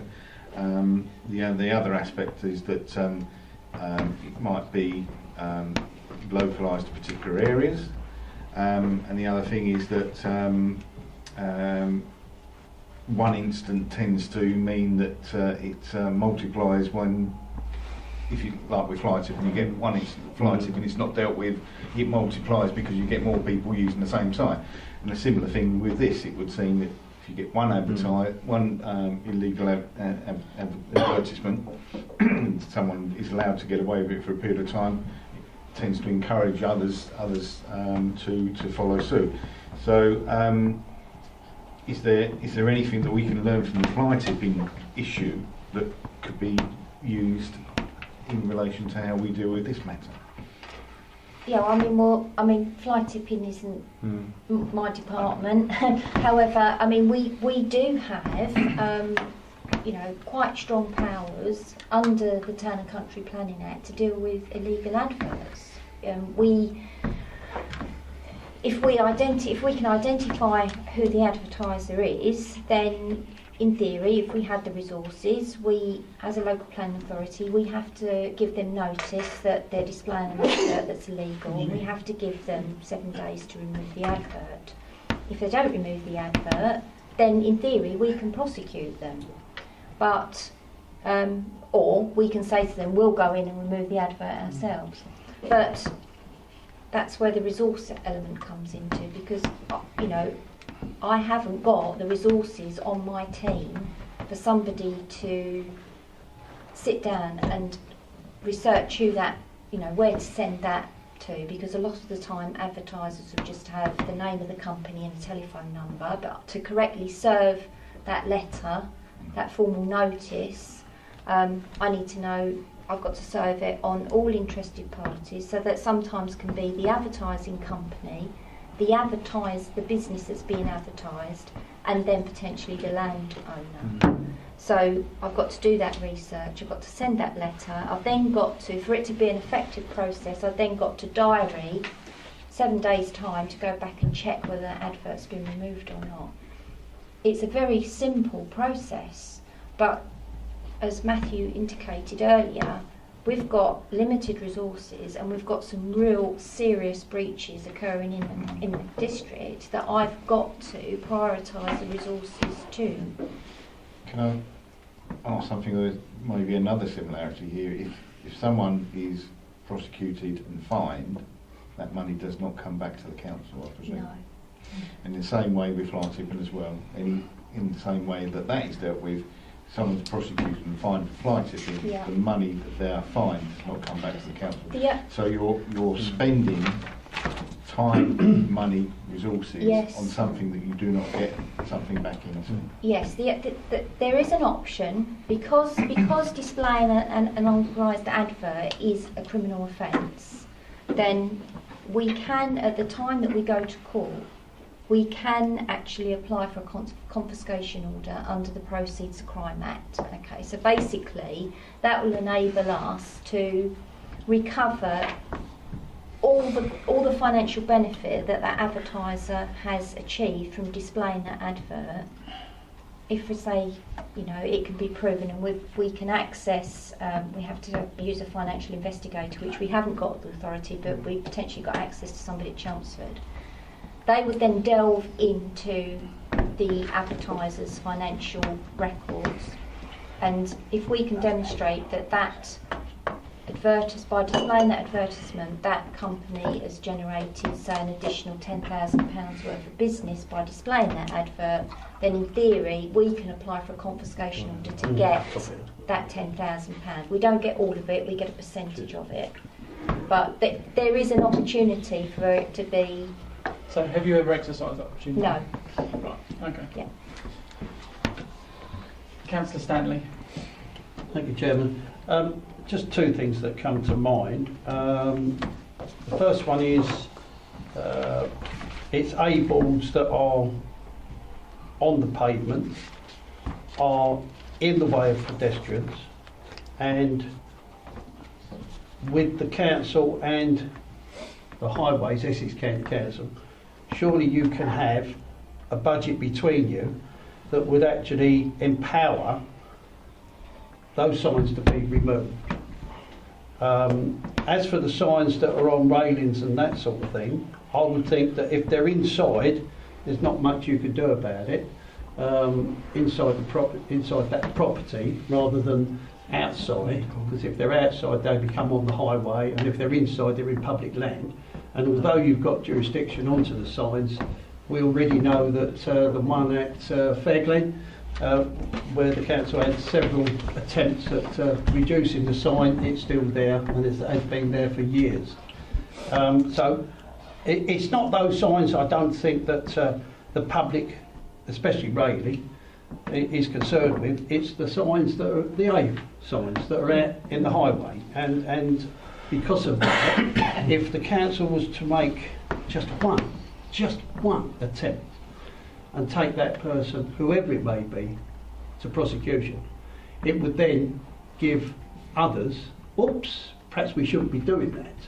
It only needs one effort, one major effort to do that, and that will then give everybody else, maybe I shouldn't be doing that outside on the pavement. I do it inside my property, inside the surrounding area of their property. We already know that from the town council. They could do it within their own parameters. That's fine. But when it becomes on the highway, we need to do something about that. Is that a suggestion you're making? That is a suggestion I'm making. That is a suggestion I'm making. And I don't know how whether you need planning if you are going to put up a protective sheet that has a sign on it, which is a I didn't catch what you said then. for instance, if you're renovating a shop and you put a protective sheet up for safety purposes, you have a sign on it. Maybe whatever you want to advertise. Is that legitimate or not? It depends. If it's advertising the development or the company that's doing that development, then there are certain deemed consents that you can have for hoardings. But if it's advertising purely as If it's, this steak at Mr. Blogs is better than whatever, yeah, then is that unless, legitimate because it's a safety barrier? Yeah, I think if you've got, I don't know, Fat Sam's restaurant, for example, yeah, that's got a branch down the road, but Fat Sam's also going to take over this other unit, and it's being refurbed at the moment, and there's hoardings up, and there's a sign on the hoarding saying coming soon, Fat Sam's new restaurant, the best steak in town, then they can do that because they've got deemed consent under the advert regs for adverts on hoardings. There's a criteria that they have to meet. Would they have to apply for that consent? No, because it's deemed. Yeah. Okay, sorry. But yeah, I mean, if I take your point about the A-boards, you're right. Yeah, if it's within their forecourt, they've got deemed consent. There again is criteria that needs to be met. They can only have up to a certain area of advert, but it is quite liberal, okay, because the forecourt regs also applies to, so for example, petrol stations. And if you think about the adverts that you have in petrol stations, it's quite liberal. So A-boards on a personal forecourt is quite liberal. So as long as it's within their forecourt, they can do a lot under their deemed consent. Within their cartilage, yeah. When it's on what I'm saying is if it's outside. When it's in the highway, just make that okay, you're correct. In theory, they would need consent from the Highway Authority, yeah.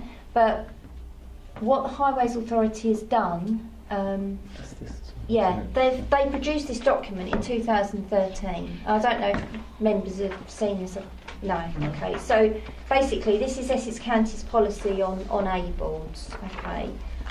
Now, what it's saying is that they'll tolerate one A-board on the highway, providing that there's a criteria here, providing that there's still an unobstructed zone for pedestrians to pass. Do you mind me asking, is that one A-board from every premises, or is that just one A-board in the whole street? No, one A-board per premise. It could be we could be playing dodgems round A-boards. Yeah. Just let it line, doesn't it? Let's let him answer the question. But it does go on to say in the policy, if there becomes a proliferation of A-boards, then maybe they might review the situation. So there's a bit more scope for businesses now to have an A-board on the highway, and this is you know, when we sometimes get reports come through, and I know that, you know, Rayleigh Town Council, you know, they contact us about particular businesses. I mean, if they are obstructing the highway because, you know, somebody with a mobility scooter or a double buggy or visual impairment is finding it difficult, then we will go out there and ask them to move it. Now, most of the time, they're quite compliant. They move it back and it's not been a problem. But on occasion we do get certain businesses that don't do what we ask them to do. So that's then passed back to the Highway Authority because it's their legislation. Just quickly, the leaflet you're showing us there, firstly, would you be able to circulate that Yes, to members most of this definitely. committee or to Yeah. members of I think all they members did of the attach council? it to the report. But we can do it again Yeah, anyway if yeah. it's not. So, Yeah. And also, do you know, as it's Essex that are issuing that, do Essex issue that to all businesses? Or is it just a document that's sat on a website that businesses I'm then not have to- aware that yeah, they, I presume that yeah. it just sits on their website. Yeah. So, So it's yeah. unlikely that businesses are going to be proactive in seeking a leaflet on what they can advertise. Yeah. Yeah. Okay, thank you. Councillor Mr Hoy? Thank you, Chairman. Yeah, thank you very much. I think it's quite illuminating so far. Excuse me. So that's probably the wrong word. 'Cause I'm talking about information. Sorry, that was accidental. I think it's coming across that there are different areas have problems with different sorts of advertising. I would suggest. I think if you come to Holbridge, I don't think there's a problem with A-boards at all. I'm hesitating about this. I don't want to report this, but there is one internally illuminated sign which I'm well aware is not being applied for. But when I spoke to people, no one even knows it's there's not considered a problem at all. Whereas I imagine around a conservation area, maybe we're in Rayleigh, it might be a problem, or in Rochford, it may be a problem. So I think it's very awkward, and this comes across to what you were saying about that business hasn't been false. That one has, but they might be in different areas. So I can understand the point. And from my point of view, from the ward I represent, it doesn't seem to be a problem, but I think in certain areas it can be. And I think it comes back to perhaps a bit of what Councillor Stanley was saying, that maybe it could be worthwhile prosecuting some people in some areas because there's a specific problem there. So it could be A-boards in Rayleigh or illuminated signs in Rayleigh.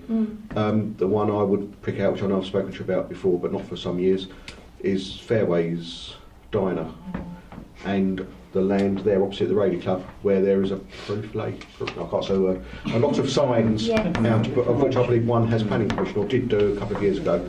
I've not bothered reporting it since, but they're still there. And presuming that goes back to what you're saying, different advertisers, one landowner, but lots of different businesses being advertised. To my mind, a prosecution there would be worthwhile, and it deters what is regarded by many people as one of the only areas I really get complaints about massive advertising about a visual amenity. It does, and it is distracting when you drive. And there have interestingly been accidents around the area. Whether or not they're caused by the adverts, I do not know. But there's quite a complex junction there going into the golf club. Keep left signs, keep right signs, partially concealed entrances of roads, and then you've got all these signs down the road. So, but again, are they on the public highway or not? I don't know if they are. I mean, Not on the public highway. well, the ones that are on the grass verge are, Yes, and then there's some that's mounted on the fence. the fence Yes. themselves. I mean, I've been on the team since 2008, and I know that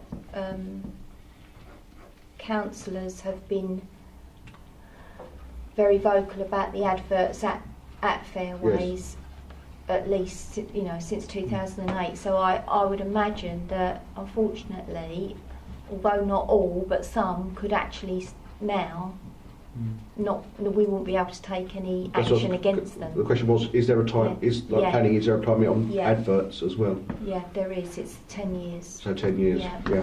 Not until next year then. Well, no, I came on in 2008 and it was a problem then, so So again, that would even be more costly then, trying to establish how long they've been there.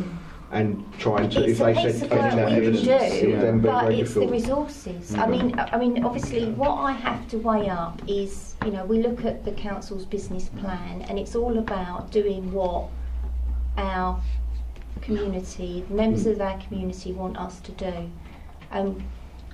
We don't get a lot of complaints about adverts. Which was my next question. Mm. Are complaints generally from councillors or are they They from are. residents? Yes. See, we may and be that's passing on. you know, I mean, it frustrates me because, yeah, I agree, adverts do affect the amenity of the district. And when we have had a blitz in the district along the main classified roads, which tend to be the preferred areas of some of the advertisers, you know, because it's on the main drag and then they're going to get the most sort of, you know, exposure. When we've gone down there in the past and done spent the morning clearing up, it's quite refreshing to actually drive down there and see the area cleared. But incrementally they come back over time. But, you know, it's not something that members of the public are constantly on the phone to us. Their concerns are other matters of planning enforcement. Yes. There's two more things. With regard to that, it's just a bit more in depth on this. So, where it's in 8.1, you talk about highway safety. Yeah. So, but for it to be an issue for highway safety for highways, does it have to be on highway land or not? So, for instance, there was the one which was on the corner in Holbridge, which I know you dealt with via highways. It was moved. It was a big one, advertising Fairways Diner on their land. On a I think was it here or you said about a big A-side on a trailer, but that's now in a field. Yeah. But I think in the field, we'd have to get Paul with his Land Rover to move it properly. Yes. You couldn't do that. Yeah. But it's still, I find it still distracting because it says you come around the bend, there's a sign. Is that, it's not on highways land, it's on a farmer's field, is that vision, is that a highways issue or not, even though I think it is? I believe the highways legislation talks about advertisements on highway land. That's where their power comes in. Yeah. We would, for example, if Fairways Diner with the trailer in the field, if they come to us with an application for advert consent for that to stay there, we would consult highways, and then highways would say, well, actually, we consider it's distracting to road users. That would be a reason for us to refuse the application. But and then, you know, so if we're looking at that from a pure planning enforcement matter, we would need to write to Fairways, the farm owner, landowner, giving them 7 days to remove the advert.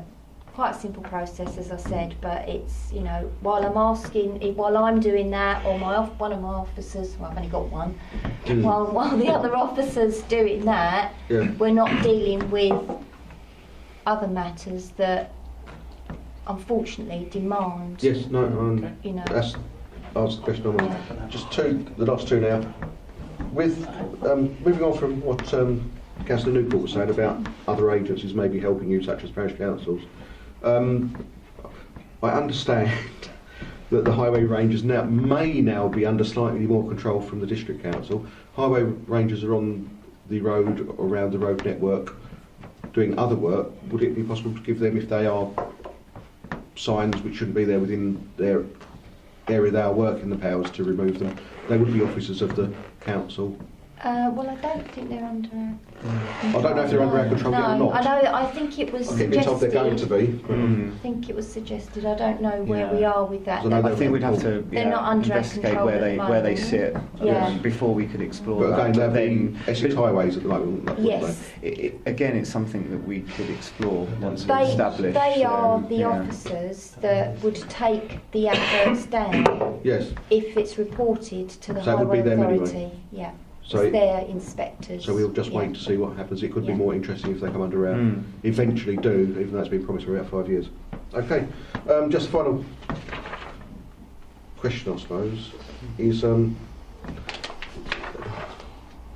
it's just so really it's what we're getting to, and I don't know if Councillor Waldmore's coming on this as well, is it's a question of whether or not we as members wish to devote more resources to this, in effect another officer, perhaps, or whether we're content to see the visual amenity of the district deteriorate, I suppose. So it's up to us what we want.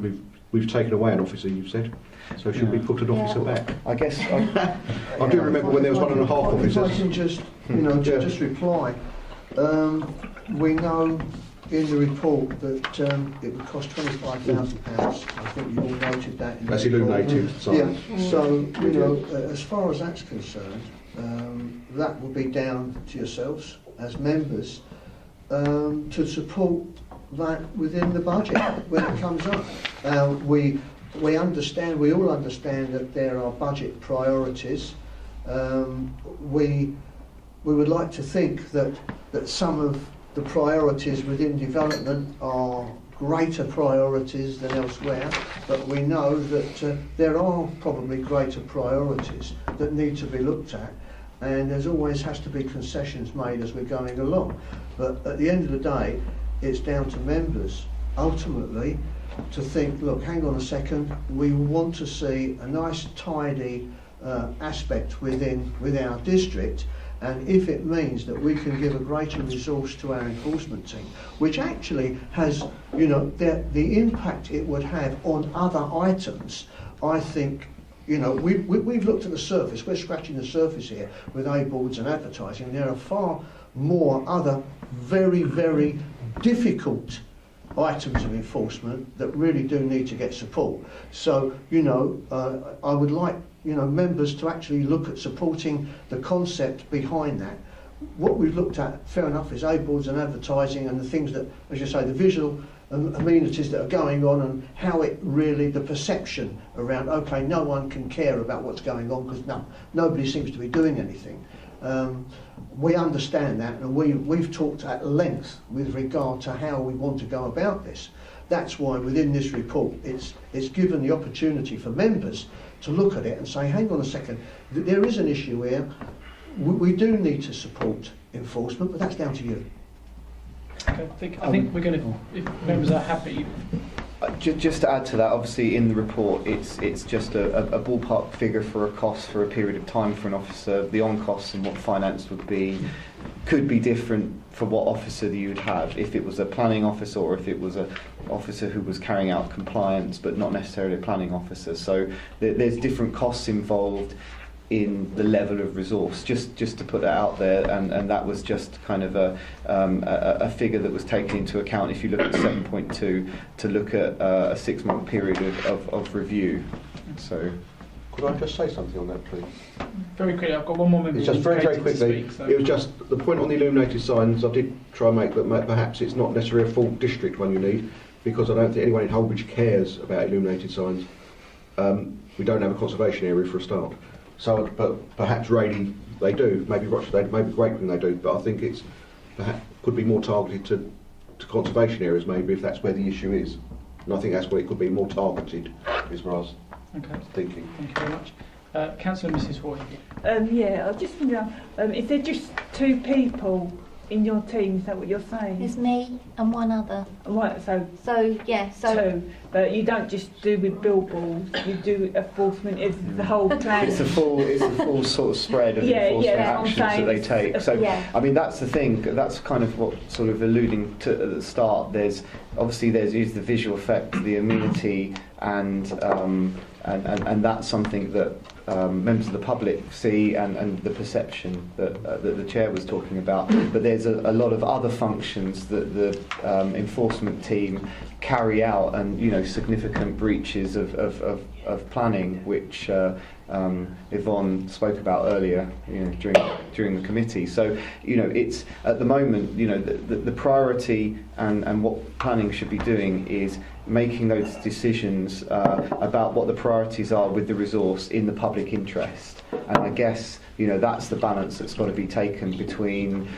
these serious breaches and the effect on the visual amenity, and how we balance that out. And I guess that's, with additional resource, I guess that's what was able to be carried out because we were able to still carry out the work in relation to serious breaches, but we were also to have a compliance officer, say for instance, who was able to go out and check what's happening potentially with adverts, A-boards and other matters that doesn't need to be dealt with by a planning officer. So. Okay. Can I just ask one more question? Yes. Sorry. Yeah. And would in the last year, how many would you say that you've actually billboard people that you've actually gone all the way through and prosecuted?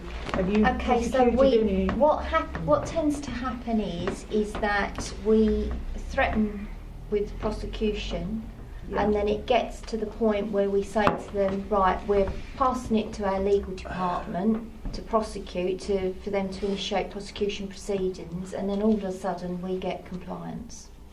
Right, so you So we spent all haven't that had to time, go to you've court. spent all that time Yes. and that money. Yeah, and then they do it at the 11th hour, they'll comply. Right, okay. Yeah, that's been historically. So it's quite what's resource happened. intensive up Yeah. to that time when they, still have So- the opportunity to. Yeah, right, sorry Matthew. Yeah, I mean, so, looking at what we was talking about earlier about the Proceeds of Crime Act, we don't actually, we could potentially go after somebody, try to make an example of them, with it in mind that if we get to court, we're going to apply for this confiscation order with the view of maybe getting some money back, and then at the 11th hour they suddenly do what we ask them to do.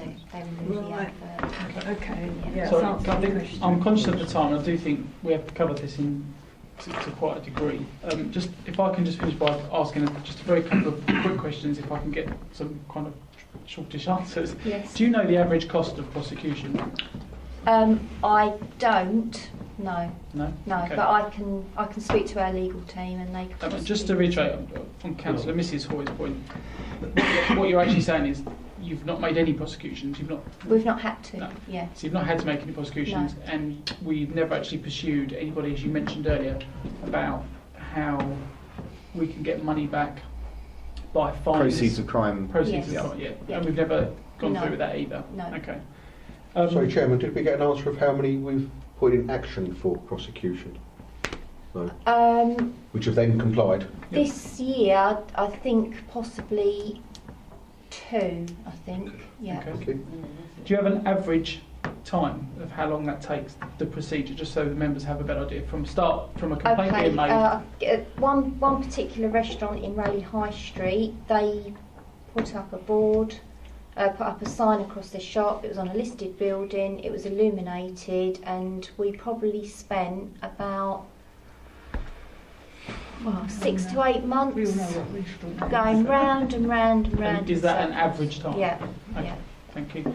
And lastly, the last question I've got at the moment, do you work with or do you work alongside or have liaised with the licensing committee? Because it seems to me that a lot of the problems are with regards to licensed premises.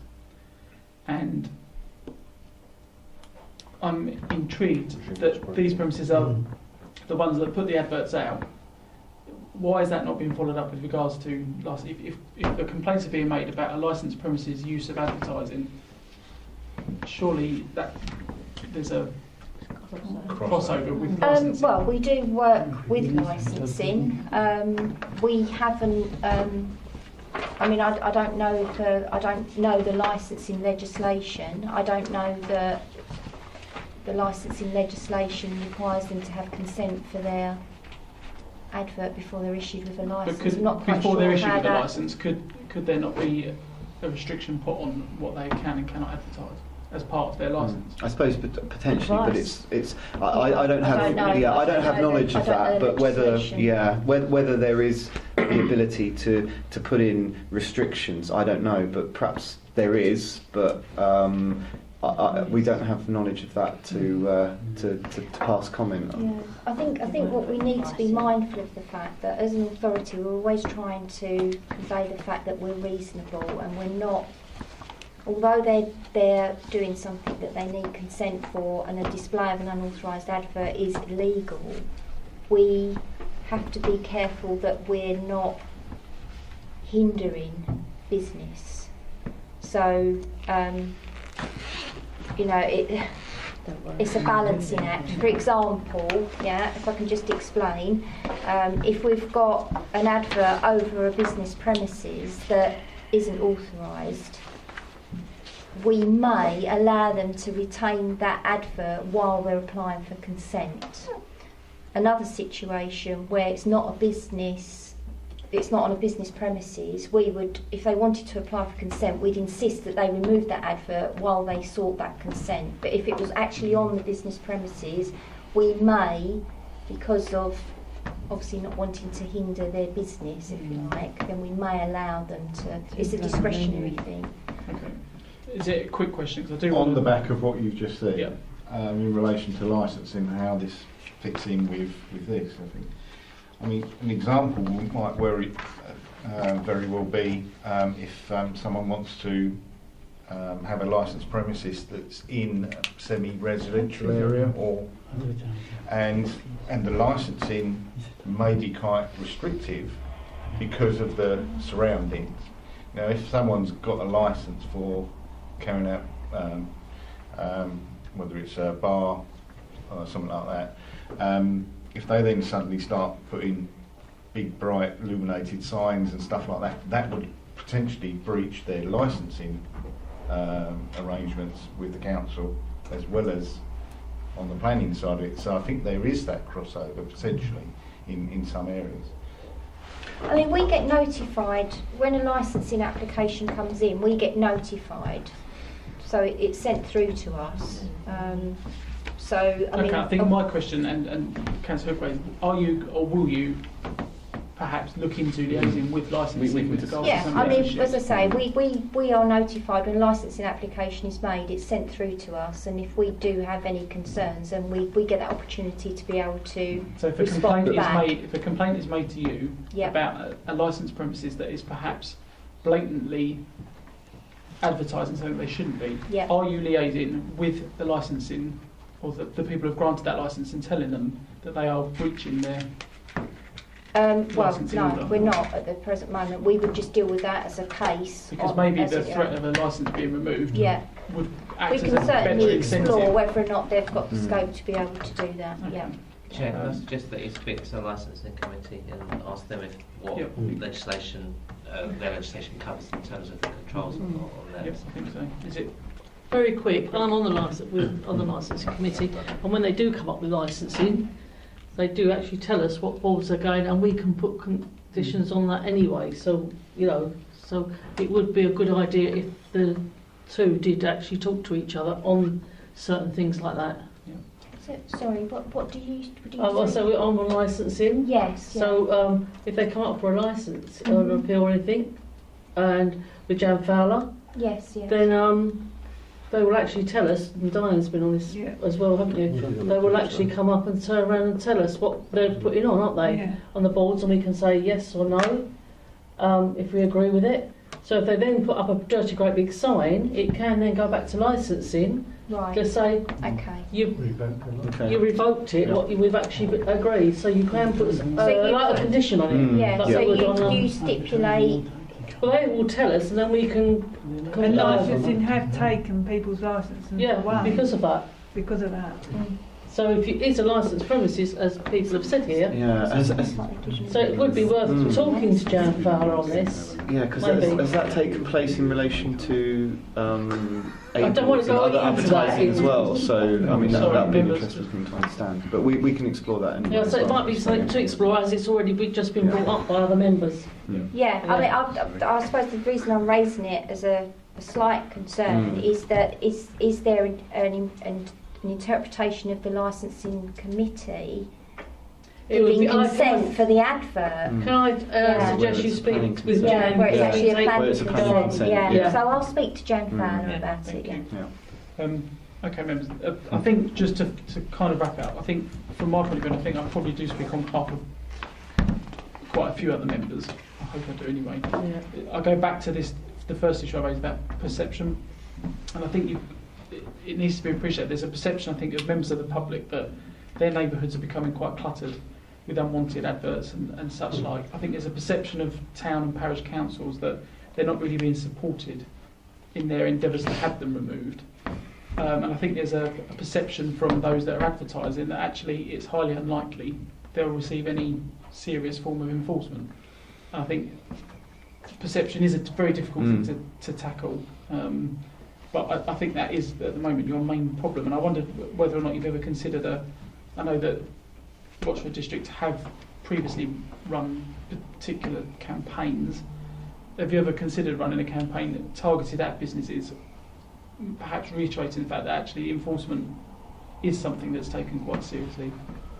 I guess, you know, I don't know if it's something we've done previously before I've been here in the past and run sort of campaigns where we've made examples of particular repeat offenders or businesses. Yeah, I think there's been sort of articles in the press in recent years about the enforcement service, and that you know, unfortunately, I seem to remember that the idea was to promote the fact that, you know, enforcement's taken very seriously. It's about upholding public confidence in the planning system, and then the Echo actually reported it.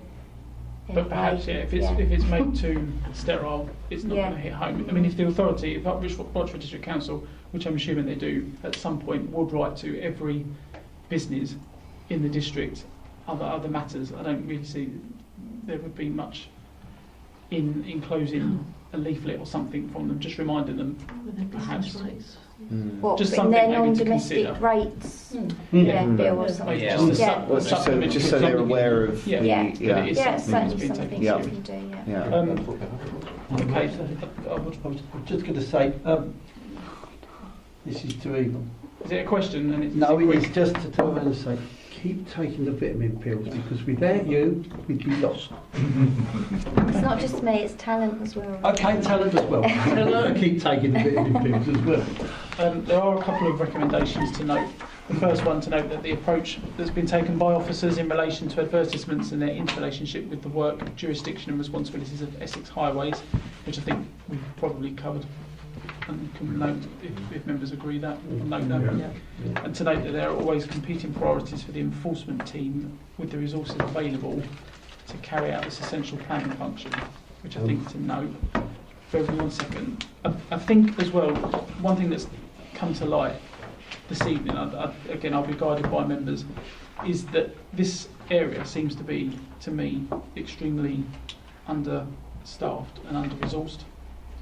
And I wonder what members' feelings were about perhaps making a recommendation that perhaps at budget setting time that consideration is given to perhaps bringing back the member of staff that was let go. If I don't know what members feel about that. I know obviously there's cost implications and it might vary. Councillor, Mr. Hoy. Yeah, but I was going to suggest that the recommendation 2 isn't really.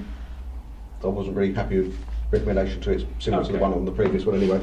And if essentially, I think it's trying to say that we need more resources if we want anything done, which is what you've just said as a recommendation. I think we'd rather than beat around the edges of it, we should just say it if that's what we believe, that to deal with this issue, planning enforcement need more resources. Yeah, I mean, that's probably So I agree with what you're saying. I was getting at. Yes. Are you saying as a replacement to recommendation number 2? Yes, because I'm not happy with recommendation number 2.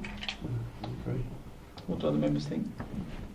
Yeah, I think if it's a bit more straightforward, a bit more blunt, I think it might be. I mean, are members generally in agreement that it appears that this area needs more resources and staff?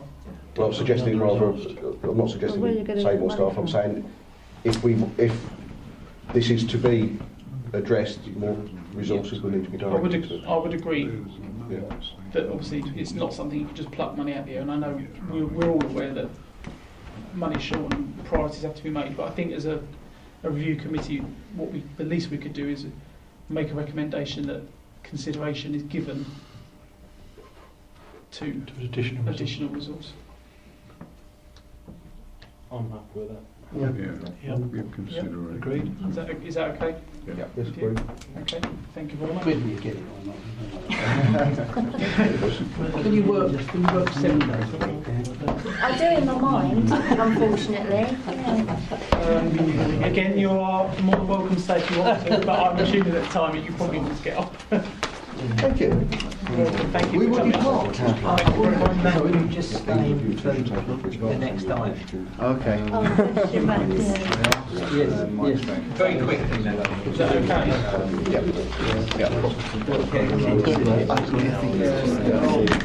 Growth, some of that's going to go,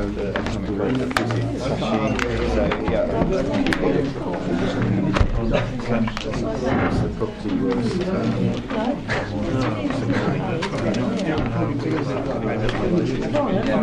Thank you. Yeah, what's the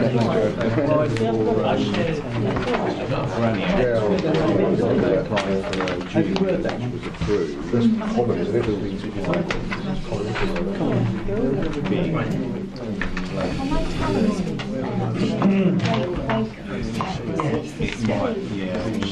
Okay, sorry, can I just confirm you're all remaining for the next part? You don't need to. You don't need to. You don't need to if you don't want to. Yeah. Just, I'm hoping it's only going to be a couple of minutes. That's fine. That's fine, yeah. Right.